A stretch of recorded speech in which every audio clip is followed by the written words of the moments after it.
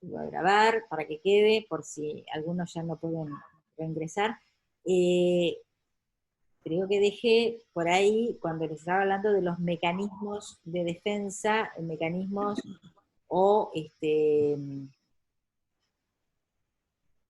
las defensas colectivas, ¿sí? Ahí había dejado explicándoles que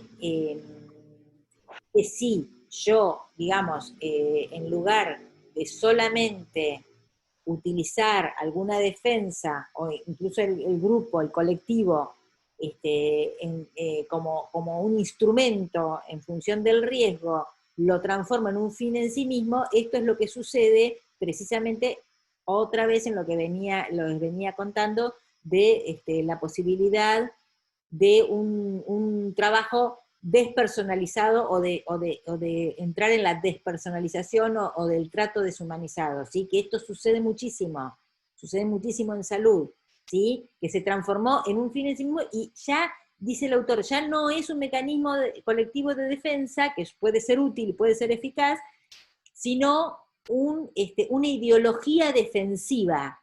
Fíjense en qué lo transformo, en una ideología defensiva, porque ya es una manera de comportarme en mi actividad, ¿sí? Mía y del colectivo, ¿sí? Y esto, si quieren ejemplos, digamos, recién poníamos el ejemplo, y el autor es el que usa el ejemplo de los obreros de la construcción, él dice que las características personales, digo, esto que en algún momento se transforma en el perfil profesional, vieron que hablamos de perfiles profesionales, a veces se dice eso cuando se busca un determinado perfil, digamos, una determinada caracterización de alguien que hace determinada tarea, ¿sí? Un perfil profesional. Pero a veces también se utiliza para decir, bueno, los y las enfermeras son de determinada manera, los cirujanos, dentro de la medicina hay un montón de mitos de estos, digamos, de generalizaciones. Los cirujanos son tipos súper fríos, no sé, se dicen esas cosas, yo no lo corroboro ni lo, no lo certifico porque, bueno, hay muchas diferencias individuales allí, pero en general se dice que tales profesiones moldean de alguna manera ciertas personalidades. ¿Sí? ¿Estamos de acuerdo con eso? ¿Se entiende?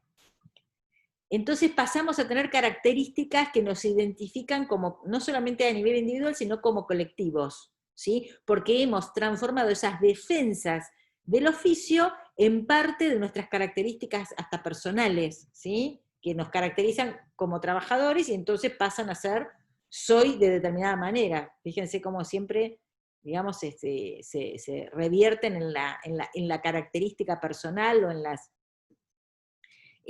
sí, propiedades o cualidades que podamos tener, ¿no? Entonces, lo importante de todo esto, fíjense cómo estos autores buscan, digamos, ir calificando y clasificando, digamos, las maneras, las formas, ¿para qué lo buscan? Para poder abordarlas, para poder transformar, o sea, acá lo más necesario es entender que si existen estas características, bueno, hay que revertirlas o hay que interpelarlas de alguna manera.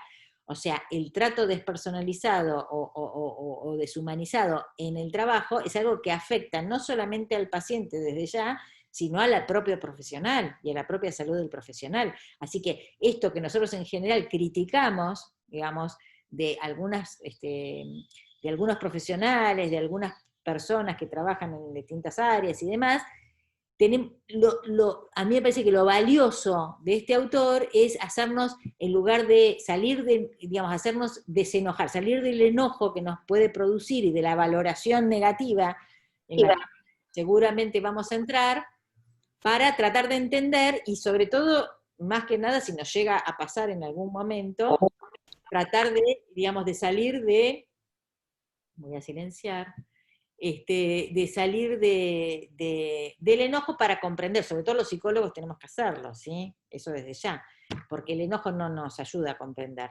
solo a valorar, y a veces valorar no resuelve nada, ya sabemos que está mal, estamos de acuerdo, ahora, ¿qué es lo que produjo todo esto? Y ahí viene, digamos, ahí viene lo que este autor, en lugar de poner la causa en la personalidad de cada uno de los trabajadores que puede, digamos, que puede ser llevado a tener estas características, La causa, este autor lo pone en la organización del trabajo.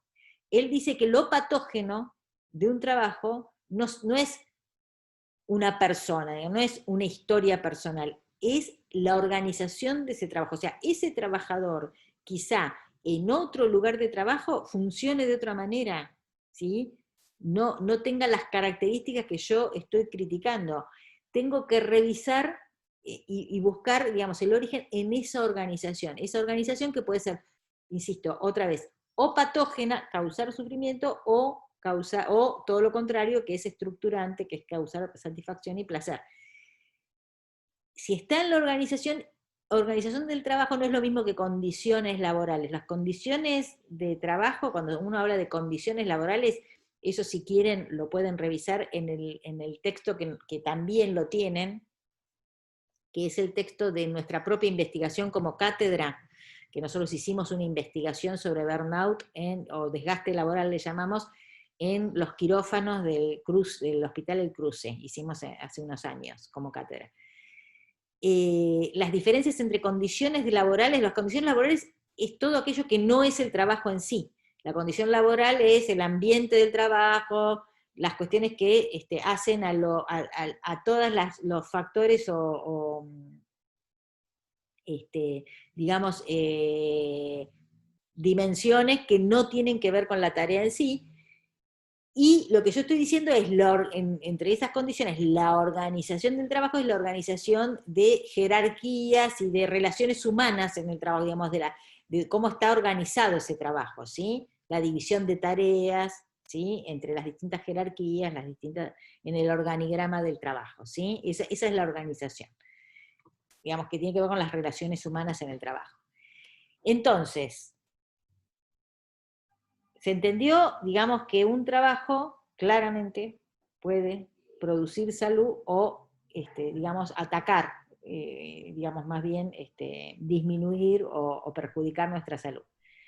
Sí, inclusive, profe, lo que es el trabajo en sí, tal vez no solamente sea eso, sino que todo lo que abarca, yo creo que puede ser o beneficioso para uno o patológico, como por ejemplo el grupo, puede llegar a ser que haya gente que busque problemas por cualquier cosa, o busque, porque sos nuevo, tenés que pagar derecho de piso, o cosas así que son cosas que eso también es bastante feo al principio en un trabajo. No, yo creo que no solamente es el trabajo en sí, porque tal vez es fácil y a uno lo llena, pero el entorno tampoco ayuda. Yo Bueno, creo que... para ¿Eso no entraría en condiciones laborales? ¿El entorno? no entraría, sí, si lo queremos ordenar, digamos, sí, esas serían condiciones laborales.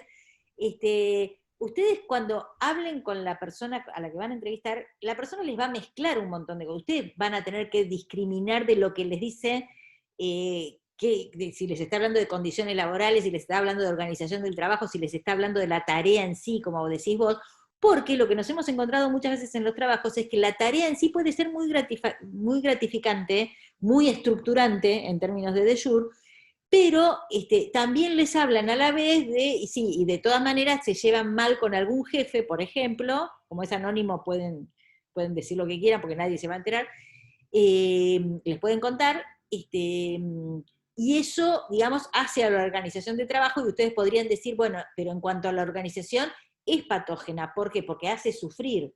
Patógena en ese sentido, ¿sí? No tenemos más que explicar que eso. Entonces, hay una mezcla, y entonces voy a tener que decidir, y me van a ayudar las encuestas a entender si esa persona está en un nivel de burnout alto, bajo o medio, digamos, de acuerdo a las preguntas que le hagamos, porque ahí se van a mezclar un montón de factores, digamos. Por eso hacemos preguntas y en el de calidad de vida lo mismo, van a ver que hay preguntas que son preguntas que se dirigen a la actividad en sí misma, y hay otras preguntas que se dirigen a las condiciones laborales, a lo que no es la actividad en sí misma, porque todo eso es un conjunto y arma el clima laboral. En ese sentido, por eso esa encuesta habla de clima.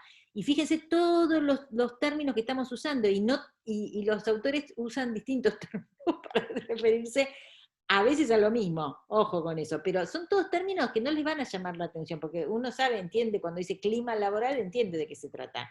Digamos, estoy hablando de mi tarea y las circunstancias de mi tarea, ¿sí? Es el clima en el que estoy trabajando. Y eso hace a las personas, hace a los instrumentos, hace un montón de cuestiones. Entonces, en esas encuestas, incluso hay encuestitas pequeñas que están adosadas al cuestionario general, que también les van a dar algunos índices de cómo se encuentra la persona. O sea, datos no les van a faltar para hacer el trabajo. Con las encuestas de datos generales, más el burnout, más la calidad de vida, que pueden incluso indagar preguntas particulares, digamos, si le llama la atención que puso 1, o le llama la atención que puso 10, porque del 1 a 10, digamos, y si le llama la atención alguna pregunta, la pueden también interpretar de alguna manera y retomar en el escrito, ¿sí? Son todas cuestiones, insisto, nada de esto les va a sorprender demasiado porque no son difíciles, salvo esto que les estoy explicando en particular, que es esto que el autor transforma en lo que dice la ideología defensiva, en eso estábamos, que es transformar la defensa en un fin en sí misma, dice. O sea, es como exagerar en la defensa. Por ejemplo, en este trato despersonalizado, que yo despersonalizo un poco para no identificarme con el sufrimiento y poder actuar, pero si me paso y lo hago sistemáticamente, entonces eso se transformó en este caso sería una ideología defensiva, en este caso sería de la profesión, no del oficio, porque bueno, o le podemos llamar el oficio de la enfermería también, porque es en términos amplios. ¿Se entiende? O sea, en el ejemplo de los obreros de la construcción, lo que dice ahí es muy, muy interesante, porque los obreros, dicen, en general son personas temerarias, son personas que parecen no tener miedo de nada, ¿sí? Bueno, incluso se cargan entre ellos porque se dan valor entre ellos, ¿sí? Ay, vas a tener miedo, vas a ser, bueno, y los términos machistas que pueden utilizar, porque es una profesión de hombres particularmente. ¿Por qué? Porque necesita fuerza, porque necesita, digamos, todas digamos, habilidades que las mujeres tenemos en menor dimensión, digamos. Entonces, es una profesión, digamos, y en esos diálogos van a encontrar muchos términos que tienen que ver con eso.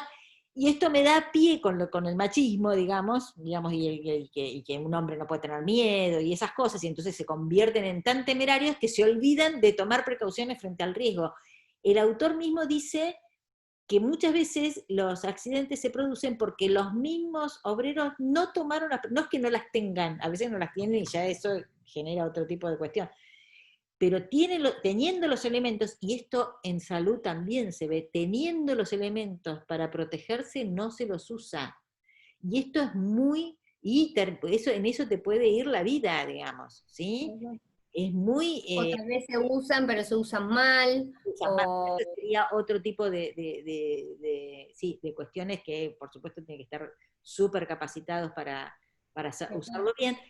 Pero, digamos, cuando están los elementos y no se usan, ahí hay otra cuestión, digamos, en juego. Claro, cuando uno se confía, digamos, cuando uno se confía. Cuando uno transformó la defensa en un fin en sí mismo, en una característica, porque yo soy valiente, o en la negación, también puede jugar ahí la negación del riesgo, ¿sí? O sea, ya transformé tanto la defensa, digamos... Sí, el hecho de decir, bueno, no, si una vez no lo usé y no pasó, no lo uso más. Ya está, es mi característica, yo soy una persona muy valiente.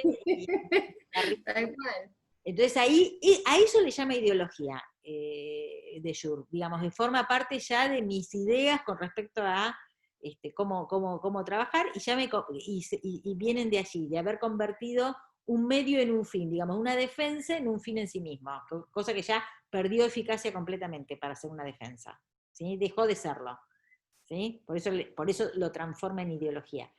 Es esta pequeña dificultad nada más de explicación, que quizá a veces en el texto cuesta entenderlo, porque no está del todo clarísimo, pero bueno, es la única que pueden encontrar en ese texto, porque todo lo demás lo van a entender perfectamente. También hace una división, digamos, transforma la división clásica de trabajo manual, trabajo intelectual, en otros dos términos que dice, porque hoy el trabajo intelectual, el llamado trabajo intelectual, también puede convertirse en algo rutinario, y que no tenga creatividad, digamos. En general antes era el trabajo manual, digamos, es aquel que repite y automatiza el trabajo, y el trabajo intelectual es aquel que puede ser más creativo, tomar decisiones, pensar y tomar... Bueno, hoy, digamos, los llamados trabajos intelectuales, porque, por ejemplo, trabajar con una computadora puede ser un trabajo entendido como intelectual, aunque uno use los dedos, ¿no? Pero digo, no estás maniobrando un objeto, digamos, produciendo algo manual, sino estás trabajando con la cabeza, se supone.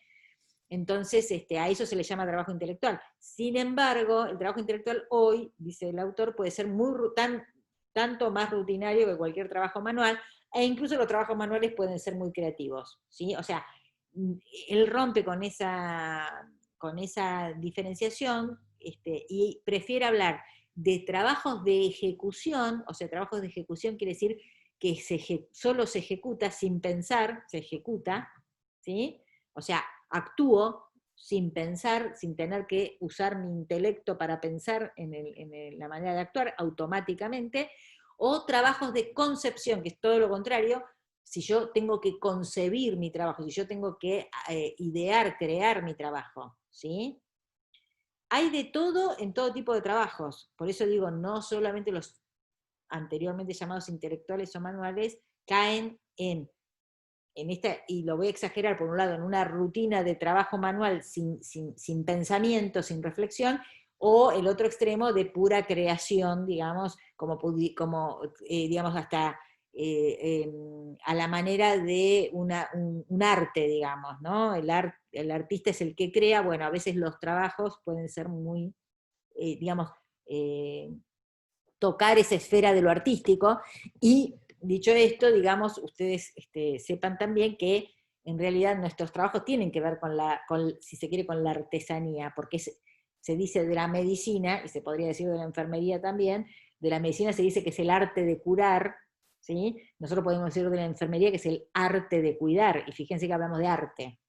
Y si hablamos de arte, hablamos de creación, no hablamos de ejecución automática, ¿sí? Entonces, cuando hablamos de una profesión, en general esto es digamos, es un continuum también entre la ejecución y la concepción del trabajo, y a veces los trabajos pueden tener más de ejecución rutinaria o más de concepción. O sea, me tengo que poner a pensar a ver cómo resuelvo esto, ¿sí? Nadie me lo va a decir, no lo puedo aplicar directamente, no es automático. En salud siempre entendemos que los trabajos nunca pueden ser automáticos. Aunque yo aplique siempre el mismo protocolo, como estamos acostumbrados ahora, no puedo hacerlo automáticamente, ¿sí? Se supone que si siempre... Claro, tiene que haber un sentido común también. Tiene que haber una cierta adaptación a la circunstancia, digamos, el protocolo no se puede aplicar siempre de la misma manera. Y es un tema también, ¿eh? Hoy es un temón, esto del protocolo, ¿sí? Que se intenta aplicar como cada uno lo entiende, a rajatabla y de la misma manera en cualquier circunstancia. Bueno, han habido y siguen habiendo millones de problemas en relación a esto, porque obviamente se supone que en salud tenemos que estar siempre atentos de que estamos hablando de personas, estamos hablando de la salud de las personas, de la integralidad de esa salud, y no podemos aplicar un protocolo sin entender las particularidades, ¿sí? Pero bueno, volviendo, queda claro entonces el tema de de jure. Los temas principales los recorrimos en estos 3 Zoom que venimos trabajando, y querría volver un poco al tema anterior antes de que se termine este último, porque ya no hacemos más, ya un cuarto no me da la garganta. Entonces, en todo caso lo vemos el lunes que viene, retomamos el lunes. Y ya les dije a alguien que yo no tengo problema en volver a hacer Zoom con algún grupo, pero ya va a ser más específico, ¿sí? Se los voy a decir en el foro también, así queda claro como mensaje para todos. Vuelvo un poco a la ficha de disociación instrumental y manejo de la transferencia, que les puede generar alguna cuestión ese término de transferencia. ¿Qué es la transferencia? Transferencia es un término, otra vez, de la teoría psicoanalítica, y bien interno, digamos, de la práctica psicoanalítica. Por ejemplo, nosotros los psicoanalistas decimos que en un tratamiento de psicoanálisis se realiza bajo transferencia. ¿Qué querrá decir eso? Bueno, así como antes hablamos de la disociación instrumental, que es algo que está del lado del trabajador, yo como trabajadora, ustedes como enfermeros o enfermeras, pueden hacer esa disociación instrumental. La transferencia está del lado del paciente, ¿sí? El que transfiere, cuando hablamos de transferencia, el que ponemos en el centro es al paciente, el que transfiere no es el trabajador, el que transfiere es el paciente. ¿Y qué es lo que transfiere? Como la palabra lo dice también, transferir es, digamos, transportar, si se quiere, algo, ¿sí?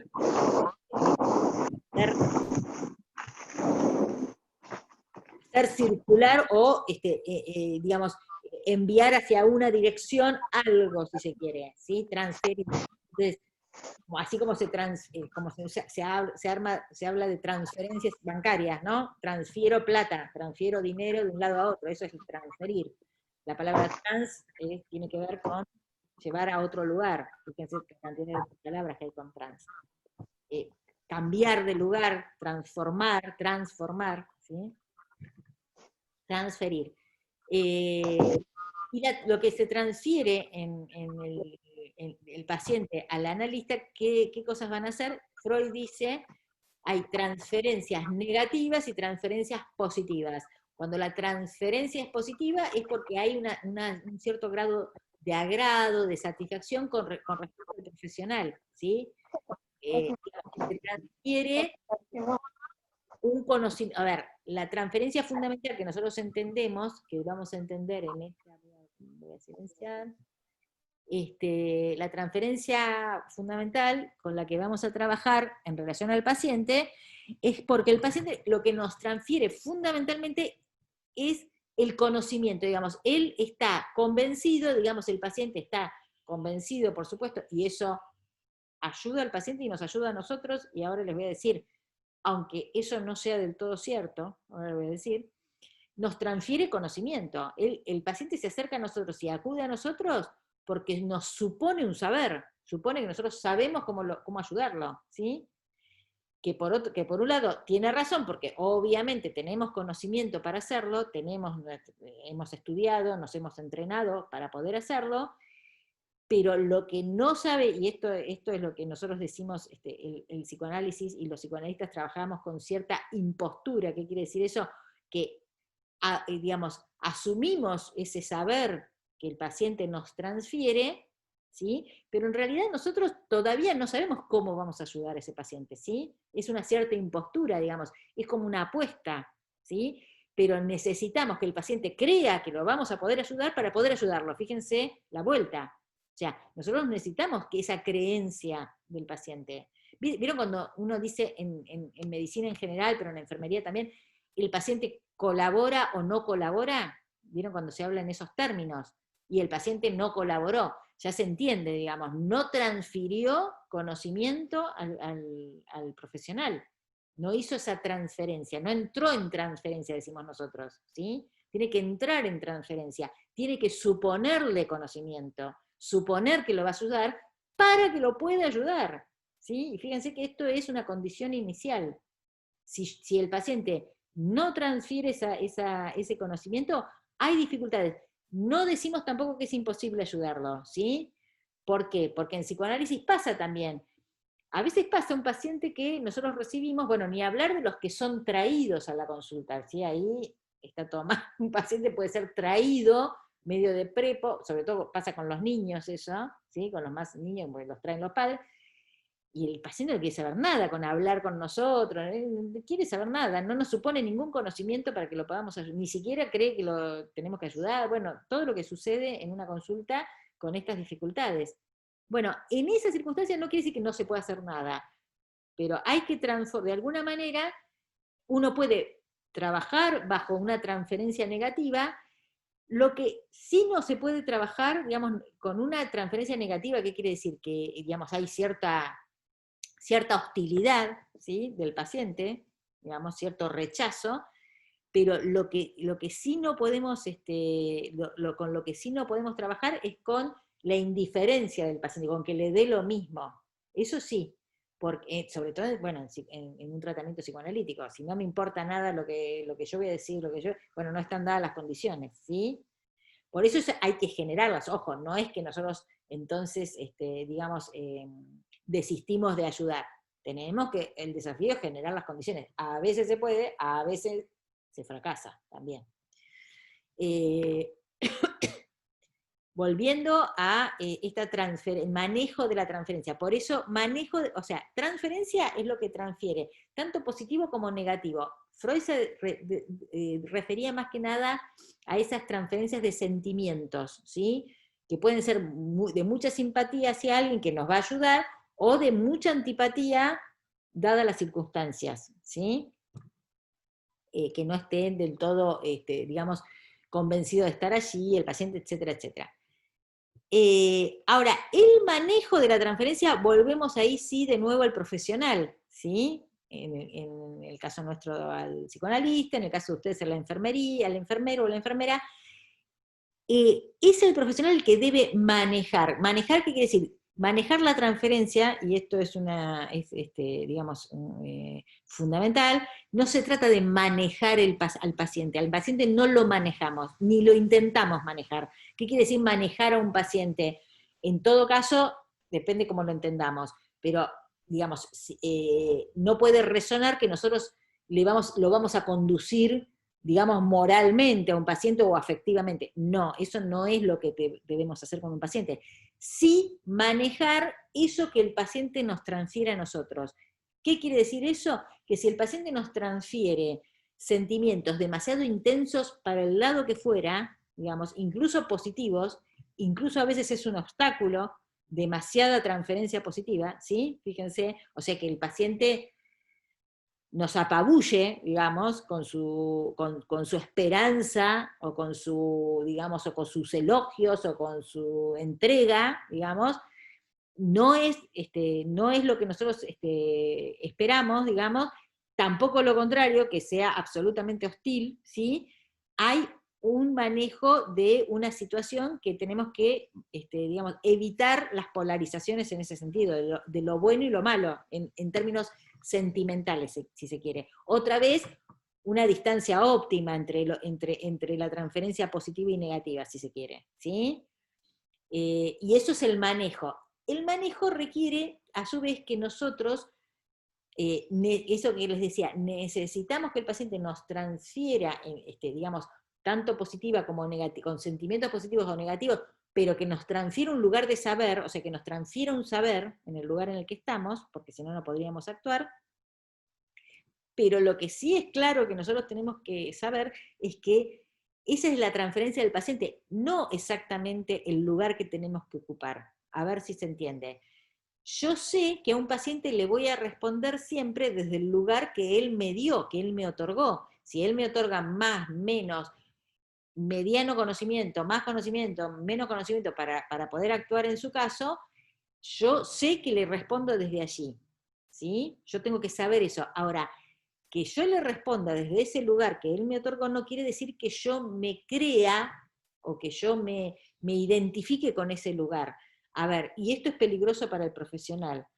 Si un paciente cree que somos todopoderosos, en ese sentido, ¿no?, para resolverle su problema de salud, nosotros sabemos que vamos a actuar desde allí, pero lo que no podemos caer es en creer que lo somos. ¿Se entiende? Que el paciente nos lo crea, nos lo adjudique, no quiere decir que lo seamos. ¿Se entiende eso? Y eso es bastante peligroso y bastante común a veces, otra vez tenemos 10 minutos, bastante común, también como omnipotencia, digamos, de los profesionales, pasa mucho en la medicina, pasa mucho, digamos que hay doctores, médicos o médicas que se creen genios poderosos que, digamos, si los pacientes están por allá, ¡guau!, pasa. Esto lo tenemos que evitar porque esto no es saludable tampoco, ni para el paciente y mucho menos tampoco para el profesional, ¿sí? Porque puede caer en grandes desilusiones en ese sentido.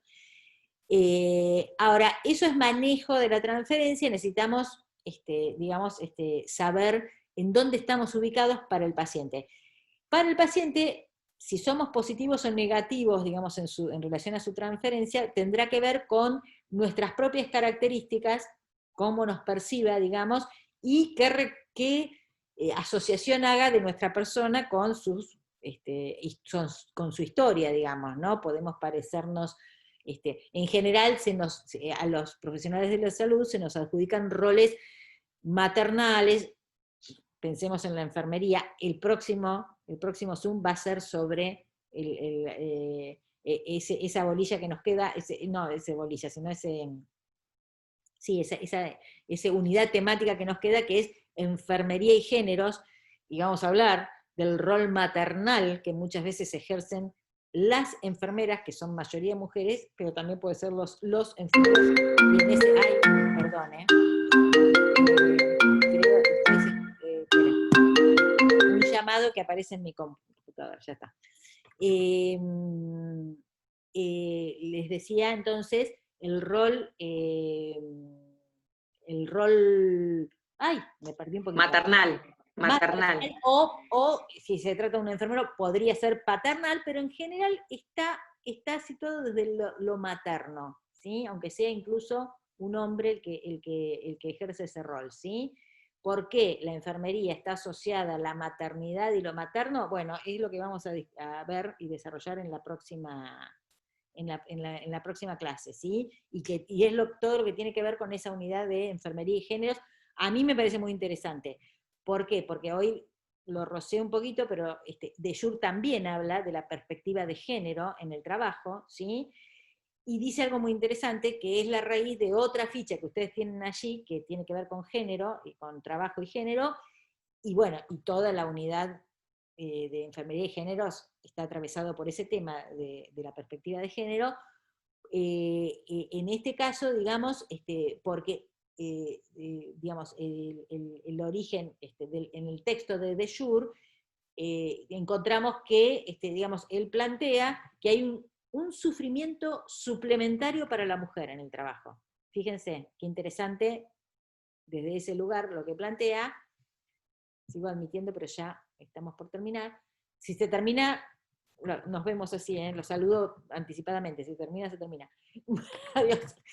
Igual faltan 6 minutos todavía. Les decía, entonces hay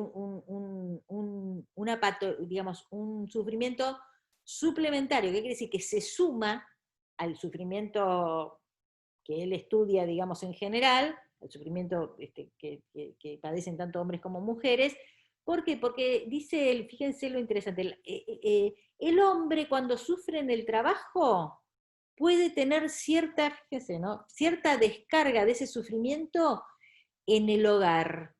No sé si les suena también que hay tantas historias, ¿no? O sea, un señor, un hombre que se pelea con su jefe, muchas veces, como no puede, digamos, expresar esa violencia que siente, digamos, no puede devolverla, digamos, en su lugar de trabajo, sucede, y en nuestra sociedad está habilitado especialmente por temas de patriarcado precisamente, del poder patriarcal, que puede descargársela o con su mujer en su casa o con sus hijos, que son también víctimas, dice él, de las violencias generadas en el trabajo. Fíjense cómo da toda una vuelta, y él dice que entonces la violencia en las sociedades, incluso la violencia a nivel de las familias, la violencia familiar, pero también en la sociedad en general, puede estar generada por condiciones patógenas del trabajo.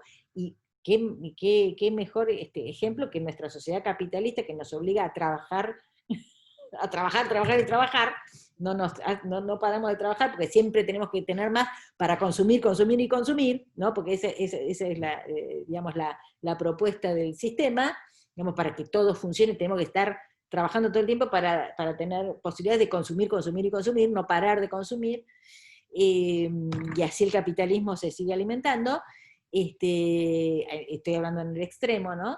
Y eso genera violencia, genera la violencia de las condiciones laborales que de alguna manera, a ver, que se revierten para un sujeto y puede transformarse, y ya lo sabemos, esa energía que siempre es la misma, si se acumula en angustia y en padecimiento y en enfermedad, diría, ¿sí? Esa angustia va a aparecer en síntomas, ¿sí? Síntomas psíquicos, síntomas físicos, ¿sí? Enfermedades, ¿sí? Enfermedades o padecimientos, como dice este autor, más que enfermedades, se exterioriza en violencia, no hay más posibilidades, digamos, aquella energía que no pudo, que se sofoca, se reprime, digamos, no pudo salir a la luz, no pudo graduarse, digamos, y salir a la luz, se acumula, se transforma en angustia, eso genera malestar, enfermedad, o se exterioriza con agresividad y violencia, ¿sí? Y eso es energía acumulada, ¿sí? Que no pudo tramitarse en forma, digamos, sana, o de la manera que corresponde en un lugar de trabajo, elaborar el conflicto, enfrentarlo, que es lo que nosotros proponemos, digamos. Porque ¿cuál sería la curación en relación al trabajo? Bueno, proponer que también se pueden enfrentar y trabajar los conflictos en el trabajo, ¿sí? Tanto individualmente como grupalmente, ¿sí? Y lo ideal es hacerlo colectivamente. Bueno, Profe, antes de que se corte, sí, para más o menos tener una idea por el tema de la entrevista que usted nos decía para el trabajo, ¿cuáles sí. son los textos que aún no leímos, pero que tendríamos que leer también? Todos estos que estoy recorriendo, ¿se acuerdan que empezamos con interdisciplina, Sí. disciplina, multidisciplina? Seguimos con los de Pichón Rivière, que les decía muy difícilmente lo encuentren así tal cual, pero lo tienen que leer y algo pueden asociar para la entrevista. Lo de Romero, roles, fundamental, los roles de Sí. liderazgo, digamos, tanto de si son líderes o no en el grupo, digamos, cómo trabajan en el grupo, o en el lugar de trabajo, quiénes son los líderes y cómo se maneja eso, Sí. si lo tienen, bueno, todo eso lo pueden encontrar, roles de mantenimiento, de locomoción, todo eso que vimos hoy. Este tema de la disociación instrumental y el manejo de la transferencia, que es una fichita que tienen ahí, Sí. es fundamental que ustedes vean cómo esa persona trabaja, digamos, si pudo, y cuál es la pregunta clave allí, bueno, que les cuente una experiencia que le haya impactado tanto por lo positivo como por lo negativo, que haya sentido mucha frustración, o mucha, digamos, sí. Sí, algo que lo haya marcado, sea bueno o malo, algo que Con eso ustedes pueden determinar si hubo o cómo manejó o no manejó la disociación instrumental, si pudo separar sus sentimientos de su pensamiento para poder actuar, ¿sí? Fundamentalmente eso. Manejo de la transferencia, digamos, de acuerdo al episodio que nos cuente con respecto a la persona que atendió, si se trata de Sí. eso. Psicopatología del trabajo, que es lo que estamos viendo hoy con Dejur, Estamos ¿sí? viendo hoy, sí. Patógeno Sí. o estructurante. Y nos queda nada más, ahora sí, nos queda nada más esta ficha de género que está asociada a Género y trabajo en el sistema de salud. Okay. al trabajo de Dejur, pero también están los textos que vamos a ver la próxima, que son 3 textos de esta última unidad. Uno son los capítulos de un libro mío, Sí. que se llama Madres Descuidadas, ¿por quiénes? Ese libro es el producto de mi tesis de maestría, ¿sí? Ah, Mi mira. tesis de salud pública. Yo me metí con ese tema, ¿sí? Desde el psicoanálisis precisamente, pero en temas de política sanitaria. Ese es uno, otros dos, un artículo es sobre lo CURE, es difícil de pronunciar, Q-U-E-E-R, digamos, que es aquello que es lo extraño, lo raro, y es a nivel de preguntas sobre las cuestiones de género, ¿sí? No me acuerdo ahora el título pero es sobre cómo